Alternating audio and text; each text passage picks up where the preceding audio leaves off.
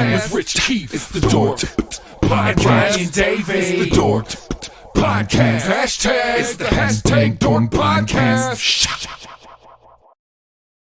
Thanks for tuning in to another episode of Hashtag Dork. My name is Rich Keefe, joined as always by Davey Eyeballs. He is Rekka Von Decker. All hail the king of ginger ale. It's Ryan Davey. Davey, how are you? Ricka, it's Omega. It's Omega. I'm all right. How was your trip? Dude, it couldn't have been better. It was fantastic. So for those that don't know, my wife, for my birthday, which was a couple months ago, got us tickets to see Tim Robinson and his I Think You Should Leave live show. And at the time that she bought it, it was like the first one that was released. It ended up being the final one of his tour. I think he only did like 8 or 10 dates. Wow. Closest he came to us was New York City. He did like Chicago, Texas, all these different spots. So he ended at the Greek Theater in LA as part of like the Netflix is a joke thing. Right. And so we went, and then also my wife, knowing me, was like, does he really want to do a weekend in LA, or should we just stay in Anaheim and go to Disneyland for 2 days? So that's also what we did. Smart. It was so what did you enjoy more?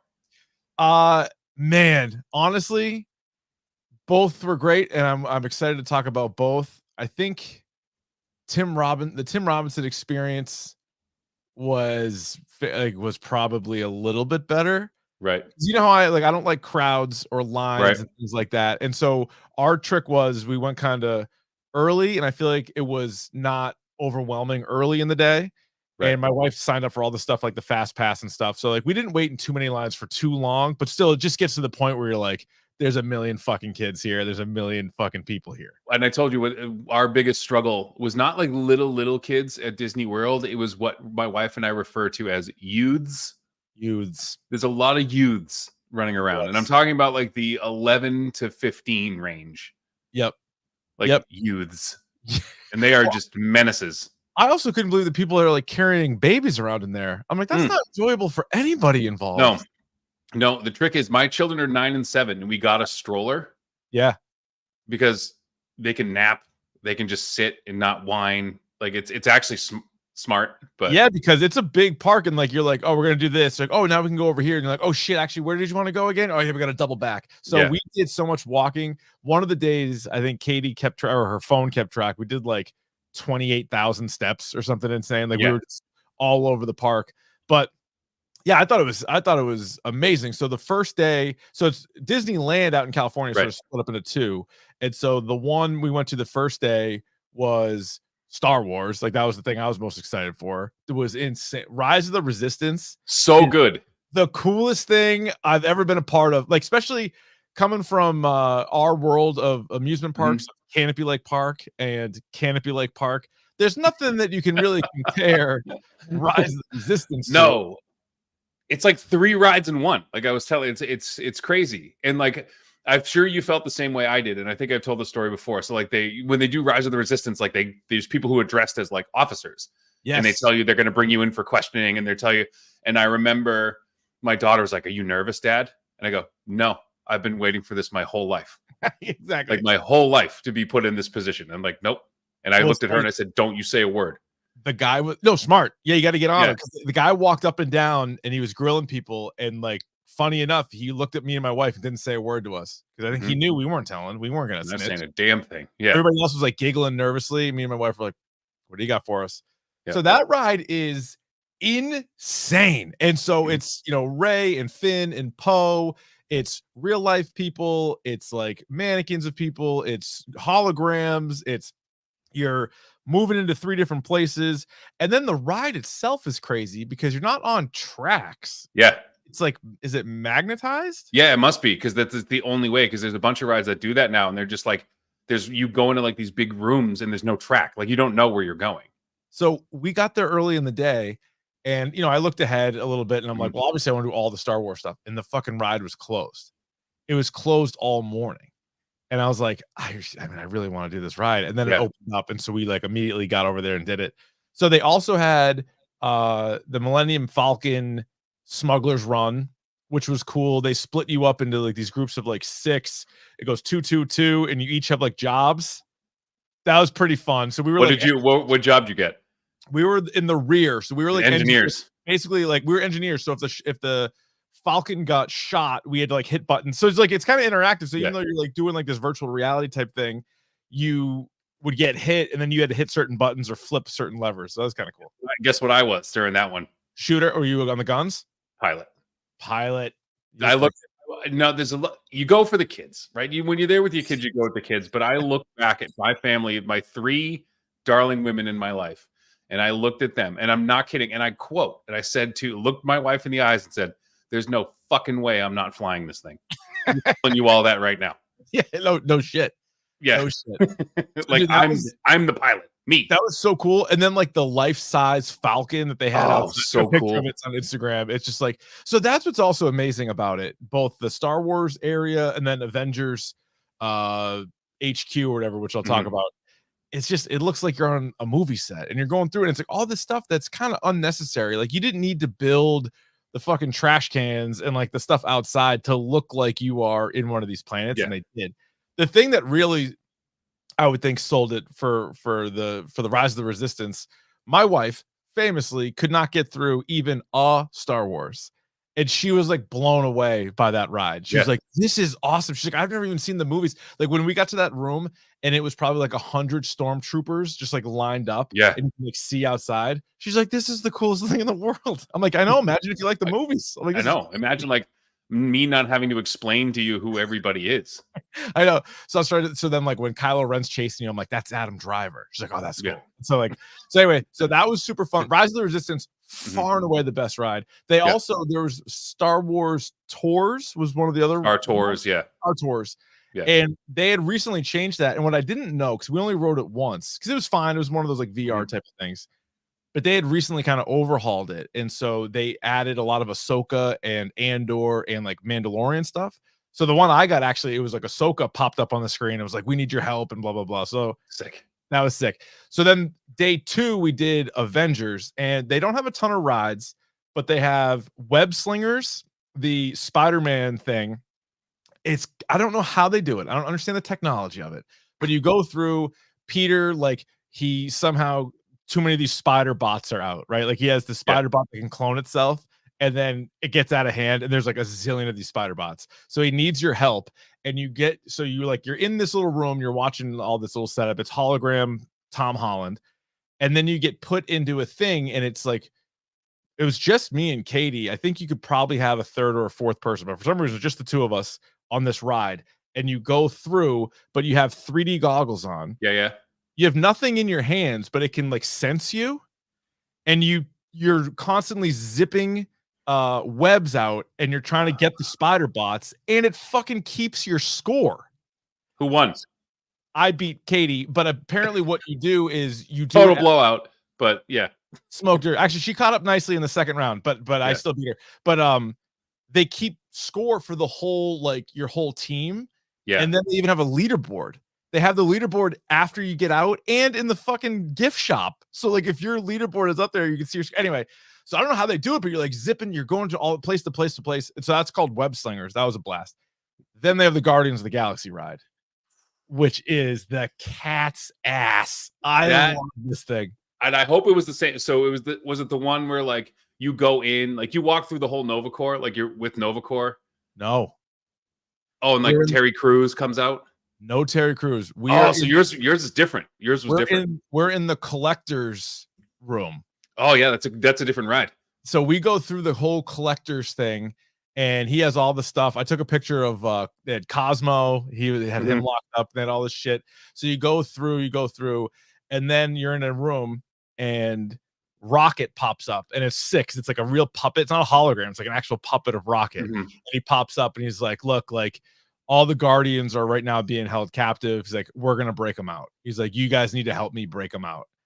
And then, from what I understand, because I've never been to Disney World or Land before, I guess it's very similar to Tower of Terror. Yeah, someone just said in the chat it was Tower of Terror, and they changed it to Guardians. So there you go. Because I'd never been on there before. So but there's a whole story back. So you go through, and it's like just cool as you're waiting, and then it just has such a Guardians feel in there. And then you go in there, and you're trying to break them out, and it reminds you of the prison scene from Guardians 1. And it's Rocky. So you'll flash up, and you'll see the different characters, then the door shut, and you're just constantly going up and down and up and up and down, up, down. Yeah. It's fucking wild. And so we did that one twice, and each time they played a different song from the soundtrack, which is the best. Yeah.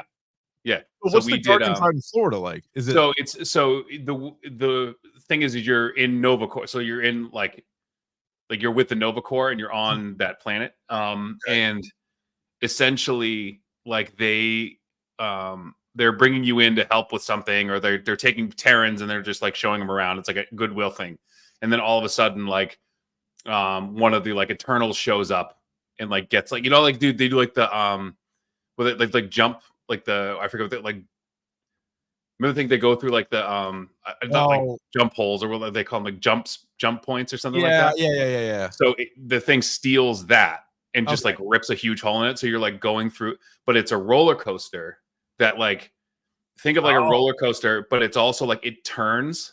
Oh. So at one point you're going backwards, another point like you're going down in like a spiral, but it turns inward. So you're like facing in. So it's like this, but they play it's different, ridiculous music, like they're not from the soundtrack, but I guess James Gunn handpicked the songs. Oh, did he really? Yeah, because these were all from the soundtrack.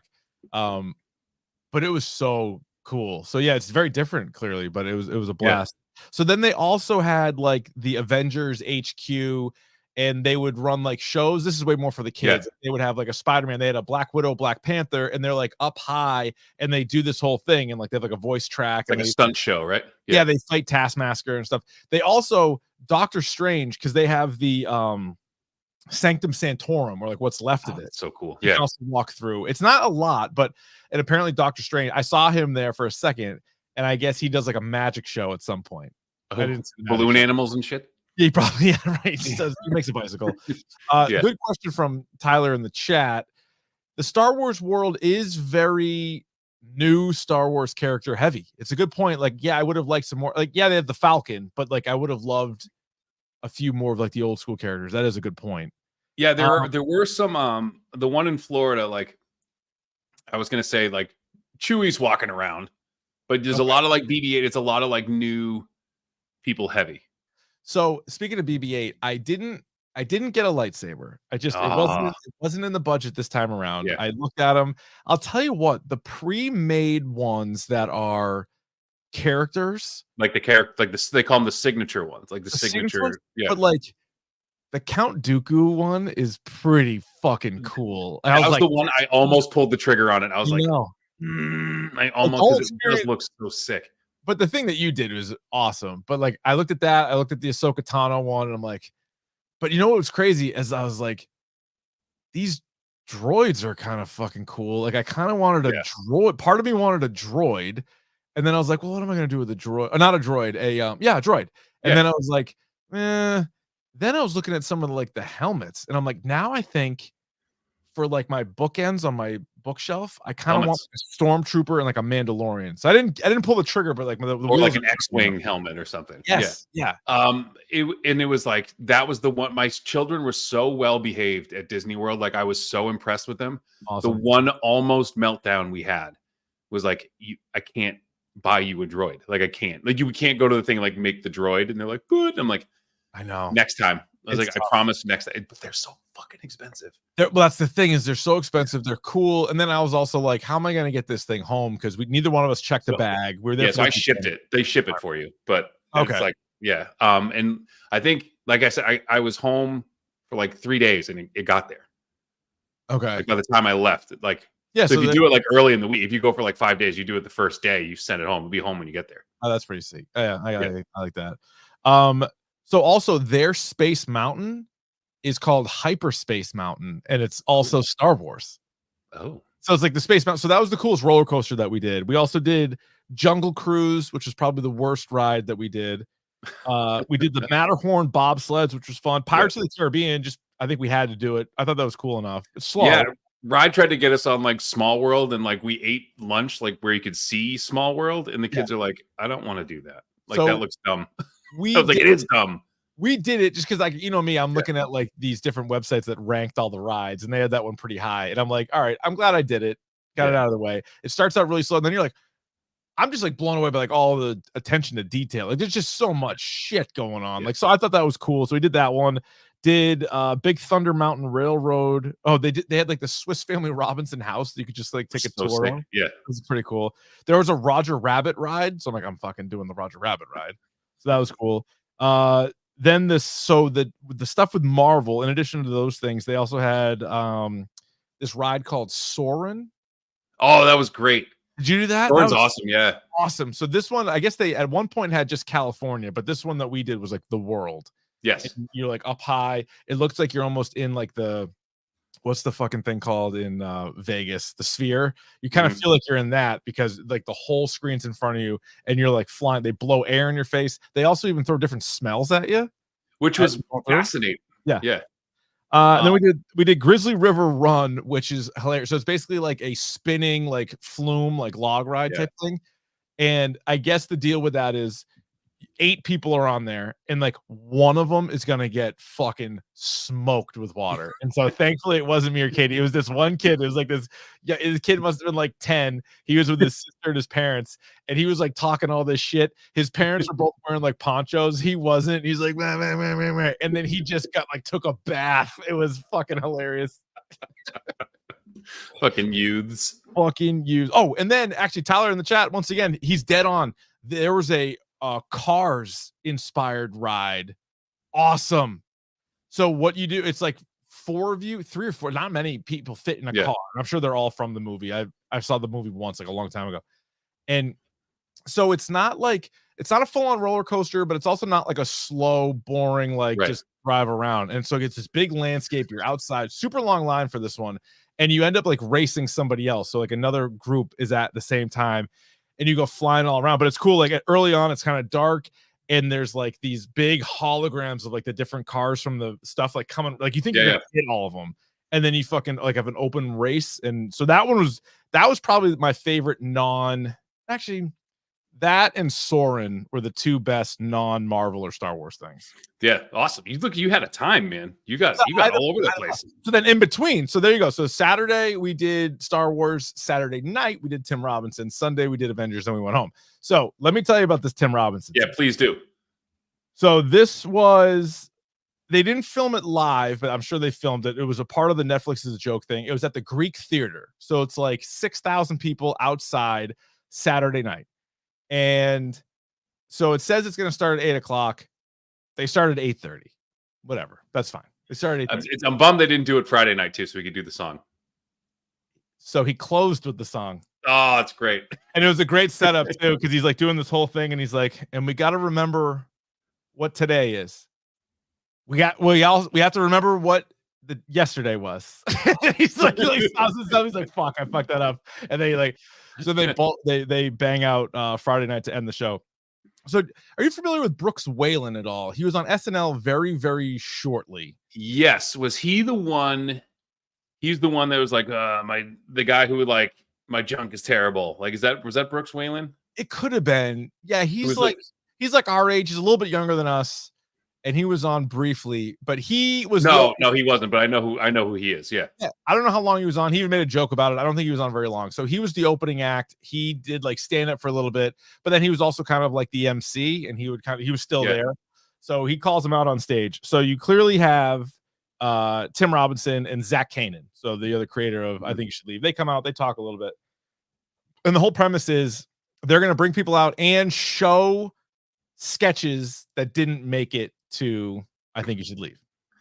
So like I'm already like in. I'm riveted right now. You got a seatbelt on that thing. So it's Robinson and Zach Kanan. They bring out a guy who I'd never heard of. His name is Whit Thomas, I think. He's like a musician, also a stand-up comedian, but clearly like good friends of theirs. And he had like a soundboard. And so he was up there the whole time and he would play stuff here and there, which actually we're stealing something from these guys. We'll give them full credit. Yeah. The comedic genius of Tim Robinson. But ask me if just ask me if I had a good time. Did you have a good time? Yeah.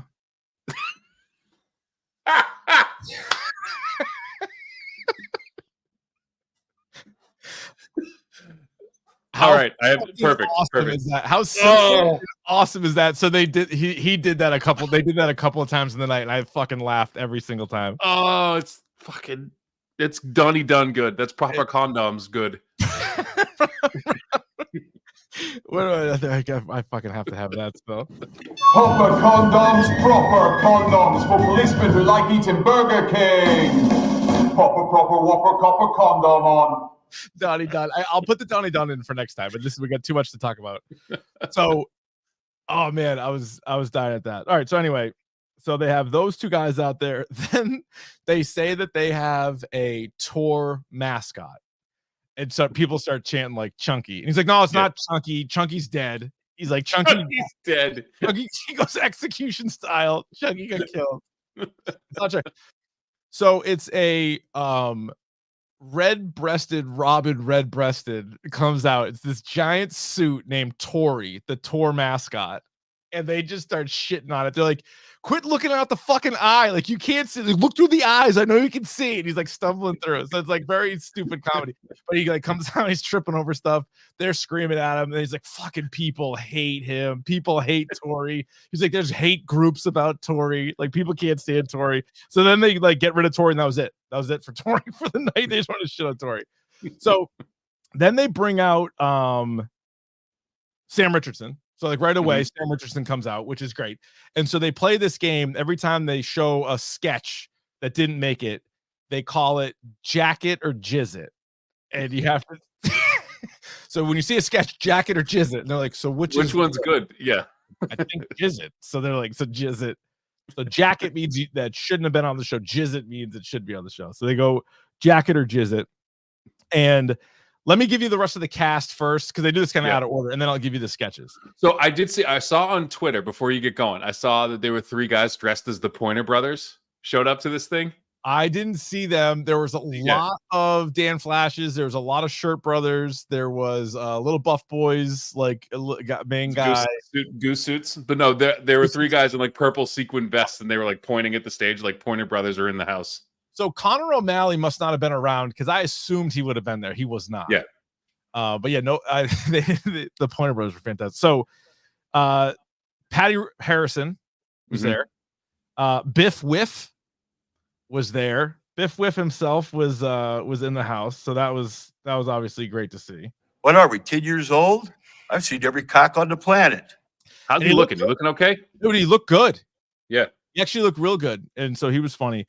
They brought out a guy, and this was the one kind of miss for me. They brought out a guy, and they claimed that every city they went to, they would find someone that was at the local improv, and they would bring him out.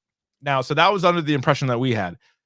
Katie looked it up after the fact. That's not the case. That was a lie. This is a guy that they know, but he's not like a famous guy. So at first they're like, here he comes, like Buddy Buckets or whatever. Like, he had some shit name, and he comes running out, and he's like taking selfies and everything, and he's like very awkward, which again is, I guess, in the spirit of I think you should leave comedy. Yeah. But it was kind of a miss. I think people were like, I thought it was going to be somebody famous playing like a character. Right. Like John Hamm was going to come out and be someone, or Bob Odenkirk. But it was But it was just like a guy, and it was kind of weird. He had like a couple lines that were okay, but he did too much. And to me, I just thought he kind of took away. I wanted to hear more from Tim and Sam and Zach. And so anything that he had to say, I'm like, all right. Because the show went probably just under 2 hours. And at one point, you have like 8 or 10 people on stage. And I'm like, I don't need this guy talking anymore. Like, everybody else is hilarious. So then Mark Hoppus from Blink-182 came out. I saw that. Yeah. So Katie took a video of it. It was great. So before they brought Hoppus out, Tim Robinson's like, another sketch idea we had is you get to win an opportunity to sing one part of one song of your favorite band live on stage, and you get called up there. And he's like, but your favorite band is Blink-182. And then Mark Hoppus comes out, and he's like, he plays Damn It, which is my favorite song. And he's like, how's that one go? He's like, fuck it. Like a day late. Oh yeah, day late, buck short. I'm writing the report. Timing and structure. Did you hear? He fucked her. like that's the only part that he sings. Fucking awesome. And then also Vanessa Bayer was there. Really? They barely used her, but she came on. Her and the guy with her and all her teeth. Her and her teeth were there. She was just like laughing through stuff because they were like reading like other sketch ideas. So anyway, Now, how are the jackets and jizzits? How did we do? Was it 50-50? Were they all good? they were all great. Let me tell you this right now. They were all great. Now, it's also interesting to Well, watch. let me ask you this. So, like, of all this, did you like them?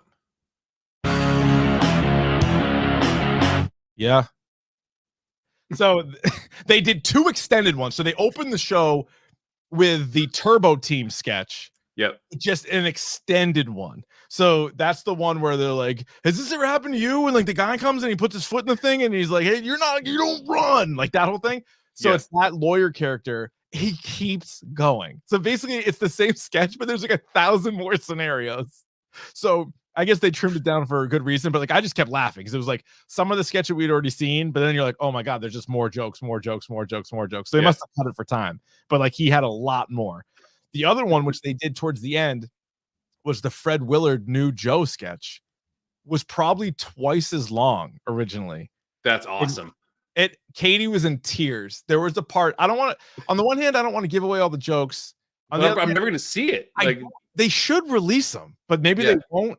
And also I can't help myself. So at one point, New Joe, so the sketch that we've all seen, right? They put it out. And then he's still up there when the daughter of the guy who died goes up to speak. But at that point, New Joe decides he needs to tune his organ. And what he does is he goes, I'll throw over a sheet so I won't be a distraction. He has this huge black sheet that he puts over himself. So it's enormous. And then she's up there. She's like, Dad always knew like the right thing to say. It's like all these like this sounds the whole time. Oh, it's so good. Like New Joe. And then she's like, thank you, New Joe. And he's just playing more songs. And then he's like, this next song, actually, there are 75 unique times where I will be breaking plates. Like, what? So he's like smashing plates.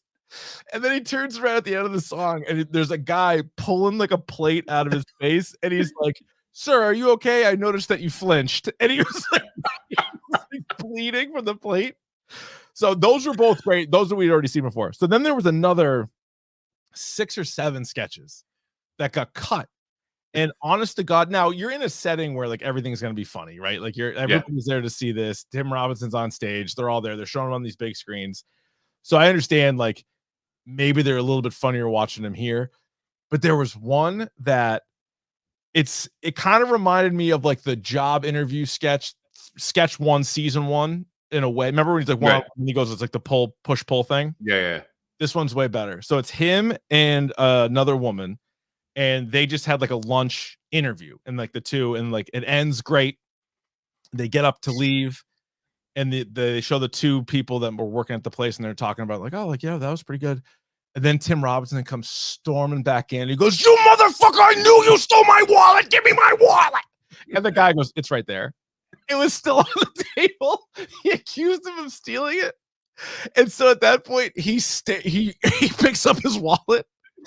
And I swear, like a minute goes by, he doesn't say anything. He's just like looking at him. He's like, "You stole my fucking wallet." Fucking on time. So then, but he doesn't leave, and then he just keeps staring at the guys, and he's just like, "What are these things? Like, what do we put in here? Like, why are we sort of yeah?" He's like, "Yeah, that's why I make a joke. I was just joking." Like it goes on way too long, but I pissed myself when he was like, "You give me the fucking wallet." And the way the old guy goes, "It's right there." He like immediately points at it still on the table. Like, I didn't steal your wallet. There's another one. Oh, that's awesome. There was there was a Biff Whiff sketch that got cut. Oh no. Which I think is insane. And I think it's not as good as Crashmore, but it's better than Shirt Brothers. Okay. And basically the premise is he and his wife own a diner. And they're talking about how like there are these other places that are opening up that have like risque names for like for their food. So to keep up, they have to do the same thing. So all it is just back and forth saying it's like eyes in the back of my head, blowjob chicken salad. So it's the 2 of them just going back and forth about these fucking ridiculous things. So it's very simple, but like it was so funny. So I don't know why they cut it. There's another one where Zach Kanan is in it, and this one I could see why they cut it. This was probably the worst one, but it's a guy. He has a thermos, and he's like, there's somebody doing a presentation. They're like an auditorium. There's somebody doing like a presentation, and he's like, excuse me, like, can we drink coffee in here or whatever? And she's like, yeah, that's fine. She's like, just like, whatever. And then so he looks over and he's got like, it's like a thermos. And he looks at the guy, he's like, this isn't a coffee, this is an ice cream sundae. And the guy's like, what? So he's like, he's drinking this ice cream, but then he looks over at the other guy next to him and he's like, this fucking idiot thinks it's an ice cream sundae. It's just coffee. But it's like, it's an inside joke for himself. And he's like, should we keep fucking with this guy? And the other guy who doesn't know him is like, what are you talking about? I don't care, man. And then like, then he spills it and it is coffee. And the guy's like, the other guy's like, what are you talking about? Like, it is coffee. I said it was an ice cream sundae. Yeah, but he thought it was an ice cream sundae. He's like, I fucking, and so it's like, it's stupid, but it was funny. But still, that is funny. There was another one where it's a kid and his mom are at a diner, and the kid has 2 dinosaur toys, and he's talking about how like he himself, it could like is faster than a dinosaur. Yeah. And then the booth over is Tim Robinson with a long ponytail and like glasses. And he's like, as the kid's talking about like what he could do with dinosaurs, Tim Robinson's character's like, he's like, no, you couldn't. So then he like steps in and just like shits all over the kid. The lady's like, what are you doing? And then he like, there's another couple of really good jokes in there too. That one I'm not sure why they cut. That's the thing. They didn't really say too much why they cut them. Everybody seemed to like the sketches. There was one with Sam Richardson that they cut. And this is one where it was like a slasher movie. Yeah. And it's like around like a pool. It's like a party. And then Tim Robinson and Sam Richardson are background actors. And so they have to do the same thing over and over. Like, right. So it's like, it's not even about them. It's about everybody else. And Tim Robinson's character comes over to the table with 2 cheeseburgers. And then Sam's character like picks up the cheeseburger and then pretends it smells. So Tim Robinson goes, don't fucking do that. And Sam, because like they can't talk on the thing, but they're talking to him. He's like, you can't tell me what the fuck to do. And he's like, you so it's like it goes on for a while. They ended up cutting that one. There was another one where they didn't show the whole thing, but the premise of the sketch was it's a dance competition with men who have wallets in their pocket, and you're only eliminated if you check to see if you have your wallet. So obviously, everybody checks to see if they still have their wallet. But there was a guy that was dressed up as a gangster, and after he got eliminated, he pretended to like Tommy gun the judges. And the only reason why they showed the sketch is because in real life, the guy did the Tommy gun sound so long that he almost passed out. So, like the woozy at the end. So they did that. So it was great. Like, dude, it was so all those extra sketches were hilarious because there's not like, I was saying, what if you just watched like the first episode of season 3?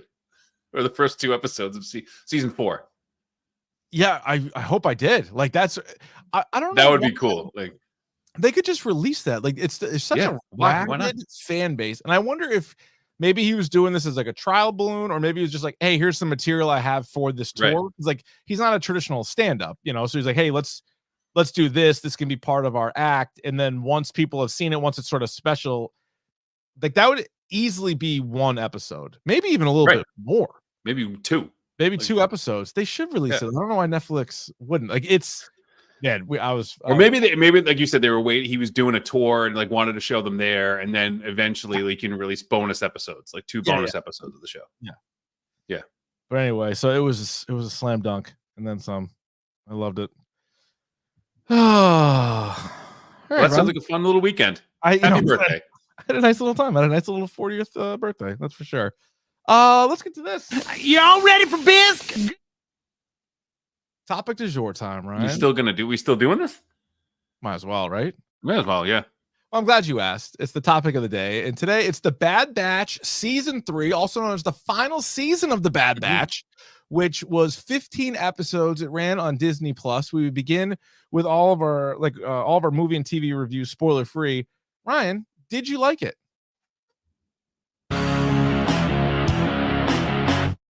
Yeah. Same. Yeah. I liked it quite a bit. It was good. It was good. It was rock good. solid. It was a rock solid show. I like the first 2 seasons. I like Clone Wars. This is obviously kind of abbreviated, right? First 2 seasons I think were 16. This one was 15. Still a lot of episodes, but they're the last 5 minutes. The last episode was longer than the other ones. Yeah, true. So it might have been similar runtime overall. I thought the story was good. Again, this obviously takes place post Clone Wars, post Revenge of the Sith, but way before A New Hope, right? This is right after episode 3, which I know there's been a lot of content for, but I think it's also kind of the sweet spot. To me, I'm super interested in everything that goes on between episode 3 and 4, right? That's when you get Vader turning into the most feared being in the galaxy. So I'm all in favor of all these stories. I like it. And there's always that threat of him looming. Like yes. You always like, and I feel like watching these shows, you're like, obviously he didn't show up in this, but he could have. And so like you're constantly waiting that like, oh shit. Or like you're watching these Empire characters who you see who they answer to, but ultimately like you're drawing the line back. Yeah, definitely. Yeah. And I've grown to really like the Bad Batch crew. Like I like these guys. Like I like Wrecker. I like Crosshair.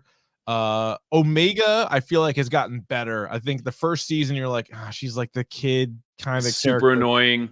Yeah. I thought she kind of was able to kind of take care of herself a little bit more, and I liked her. And I also like some of the characters that they kind of plopped in here and kind of crossed over and sort of showed you where the world is at and shit like that. So I thought that was good.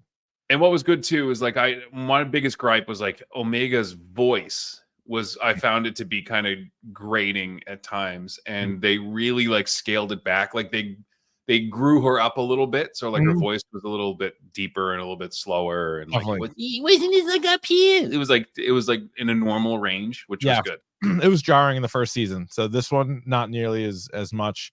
This also, a couple weeks ago when I was ahead of you on the show, you know what I was talking about? There's like a 3-episode arc there where you're like, this is pretty fucked. Like this is kind of like dark. Yeah, like they're like testing on kids, and like there's like they're abusing like inmates, and like it's like, man. And then like you'd get to the episode and it'll just be over, and you're like, oh my god, like oh my god, like they're really like taking blood and like testing on children. Yeah. And like calling them like specimens, like don't talk to them, like dehumanizing children. You're like, Jesus, man, holy shit. Yeah, it took a real turn, but yeah, for an animated show, especially one with a really like a young character as the lead, I liked it. I like it. I'm also I don't need, you know, our buddy Mac from Mac and Goo, he needs lightsabers and all of the Star Wars stuff. I don't. Like I love a lightsaber, don't get me wrong, but like Andor was so good. And I've enjoyed the Bad Batch, so like I don't need it if the story's good enough. And there was one thing about it that like I was kind of annoyed with. I will say that there was one, and I don't know if we want to talk about. We can talk about it in spoilers, but there was. Yeah. All right, save it for spoilers. I would just say, as far as non-spoiler, to me, for Star Wars fans, it is a must-watch. Now, if you've never watched any of Bad Batch, like that's a lot to kind of pour through. But I think it's fun. Like I think the animated stuff overall is way more hit than miss, whereas the live action stuff is kind of all over the place. It's some amazing material. It's also some like, oh man, I wish that was. And there's some great Easter eggs. Yes. Great Easter eggs in this. Yeah, and like they can throw a bunch of different characters that you might not be ready for, or hell, some of the best characters over the last 10 years debuted animated, and then we've seen them whether it be in the Mandalorian or Ahsoka or whatever. So, what's your dork score for the final season of the Bad Batch? Final season of the Bad Batch. I mean, this is going to get a little bit of a bump because I call it like the Peter Jackson bump. Like probably Return of the King, like probably didn't deserve Best Picture that year, but I'm seeing it as like the whole scope of the show. So I would give this a 5. I'm going 5 as well. I was going back and forth, and I'm like, you know what, man, this was good, and it might have been the best season of the Bad Batch. And I liked season 2. Like season 2, I was like, shit, this show's pretty good. Like I think it might have gotten a little bit better each year. And so it ended on a high note. Really, there was one thing in the plot of this season that like kind of drove me nuts. Okay, we'll get to that. All right. Spoilers. Here come the spoilers. Well, speaking of characters that overlap, I mean, at this point in time, there's nobody more important than Emperor Palpatine. And what we get here is, I think, just like Filoni did with Clone Wars and Rebels, trying to give the prequel trilogy a little bit of a boost, I think with shows like The Mandalorian and even Bad Batch, I think Filoni's trying to give the new trilogy a little kick in the ass. And so there's a lot of issues with the new trilogy and sort of like, how's Palpatine alive? And like, what the fuck, who's Snoke? And like all this shit. But you get all the way back in, right after Revenge of the Sith, he's already working on Project Necromancer. Yes. And so they're kicking that around. And so Emperor Palpatine, really the main storyline in this series is like Emperor Palpatine is trying to get this Project Necromancer up and running. And that's why they need those kids that you were talking about, because they want to do force sensitive clones. Yes. Which is a pretty cool plot line. So here's the thing that annoyed me. So you're on season 3 of the Bad Batch. If you are a Star Wars fan, you are invested in this. You've seen the first 2 series at least, and you've seen some Star Wars enough that you are interested in this show. This is not like a casual fans show. No. They kept talking about like M count, and they never really told them like what it took them episodes to like get to the Bad Batch, like the Task Force 99 or whatever, didn't know what it was, but like I know what that is. So like you're kind of wasting time. Yeah, I guess. I mean, the Mandalorian, the Metachlorian thing was already kind of clunky and stupid. Like they never should have put that in there. But once the cat was out of the bag, I think Filoni was like, all right, we got to try to use this. But yeah, so they kept dragging it out. Like they kept like they were like they didn't know what they were. I knew exactly what they were doing, and then like the second you said Project Necromancer, the second you started seeing like dark stormtroopers, I'm like, I know what they're doing. Like they're trying to get force sensitive clones. It took a little while, but I guess that maybe they were just in the dark on it, and that was not something they were familiar with. Right. But like I got annoyed because I knew. Yeah, no, I get it. And you're like, it just felt like it went on maybe an episode too long. It was like they should have found that. But it also brought back Asajj Ventress, who's a kick-ass character from Clone Wars, and one who died, or so we thought. And so now she's back. But what was interesting is those guys don't know what her, they just met her for the first time. And she also doesn't say what happened. So there's still a lot of mystery around her. So she could come back now at any point, and then maybe we'll actually get an answer. And this kind of goes into our next topic, or for our next podcast. But Tales of the Empire, Tales of the Jedi, Tales of the Sith, Tales of whatever they want to do. We need an Asajj Ventress 3-episode arc saying what the hell happened to her. Yeah, and again, this is a character that like Ahsoka, says like, I'm not a Jedi. I'm not either. I'm not a Sith. I'm not a Jedi. I know this stuff, but I'm not. Me. I don't claim any of this. Yep. Yeah. So you get I love those characters too. The best, the absolute best. So I want more of Asajj Ventress. So also in this, you find out that Omega is force sensitive. So at one point, you're like, oh man, like here we go. They're gonna go down this road. Yeah. But they don't really. Like I think they used it to make her really important for this overall plot, and why that guy Hemlock, and why the Empire would want her and have interest in her. And it gave her a little bit more, like she's not just like a regular clone. Clearly she's not just like a regular clone. No. But at least they didn't just like turn her into a Jedi and like all of a sudden take the show and pivot into like, here's the Omega Jedi story. Like, so they didn't do that at least. But it was funny that like she talking to Asajj Ventress, and she's like, well, I'm like basically asking like, am I a Jedi? And she's like, not really. like you have capability, but I like the idea that like these are force sensitive kids, and basically you're like the binding agent that'll make this happen. You're like the bridge of these two things. Which was, I think was, like you said, they didn't make her a full-on Jedi or make midichlorians like that important. Like it's important, but it's not end all be all. Yeah. You got a lot of Nala Se in this season. So Nala Se is one of the Kaminoans. Yeah. That's my chair, by the way. I'm not farting. That's my chair is making that noise. Yeah. Sure it is. So this ready? That's pretty good. Yeah. Look at that. That's pretty good. So the only reason I bring up Nala Se is every time I see her, I just think of the meme of the guy grabbing the microphone and there's like 100 people trying to stop him and he's just going, wood. But I like Nala Se. I know she looks kind of like a crazy creature. Kind of weird looking, yeah. Super long neck, little bug face, but I'm like, I don't know, there's something about Nala Se. It's the voice. Yeah, you know what it is? It's like a really slow, soothing voice. Well, that's why I was telling Hemlock. I kept forgetting his name, so in my mind, because I'm watching this by myself, I'm calling him Dr. Whispers. Dude, you know what he felt like to me was like this the whole time. Yeah, which I respect a villain. This is classic Jake the Snake Roberts, right? I respect a villain who doesn't yell because so many villains do. But like in this parallel universe, you have Thrawn, and Thrawn does that. So I thought Hemlock was just like a poor man's Thrawn. Yeah, and it was like, oh, doctor, we have to get the subjects out there. And he's like doing like that. Like, just fucking like, speak up. Speak up. Hemlock kind of sucked. I thought was the worst character. You got Cad Bane, which the more Cad Bane, the merrier. This is the first time that we know of that he's working for the Empire. He's real piece of shit. Dude, what an asshole. And this was one of those episodes where you're like, what the fuck? So they take this cute little like bear. Looks like an abominable snowman baby. Like a cute little guy, like a little baby.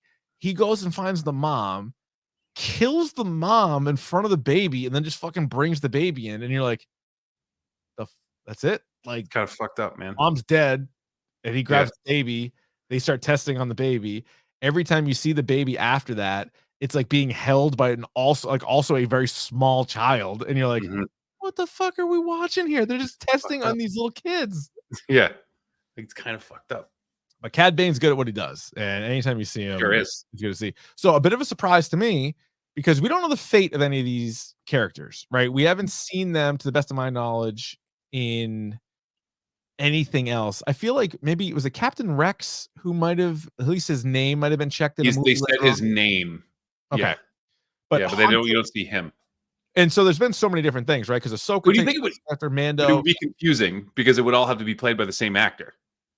Yeah, that's true. Well, at least the Bad Batch guys don't, or you could just throw them in a helmet and have the voice or whatever if you wanted. Right. But Hunter, Wrecker, Crosshair, and Echo all survive, which was a shock. I thought they might all go. They might all go because you never see them again. But it would be, or even if it was just Hunter, or Hunter is the only one who dies, and then like the other three like have to like. Yeah.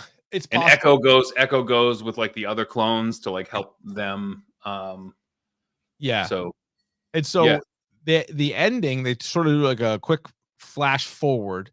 And so now they're basically right up at like episode 4, right? Because Omega's grown up now and she's like, I'm joining the rebellion. And you see old ass Hunter. So Hunter at least survives that time period. Yeah. And he mentions the other two that are with them by name. He's like, well, watch. She says like, watch over like, Wrecker and Crosshair for me.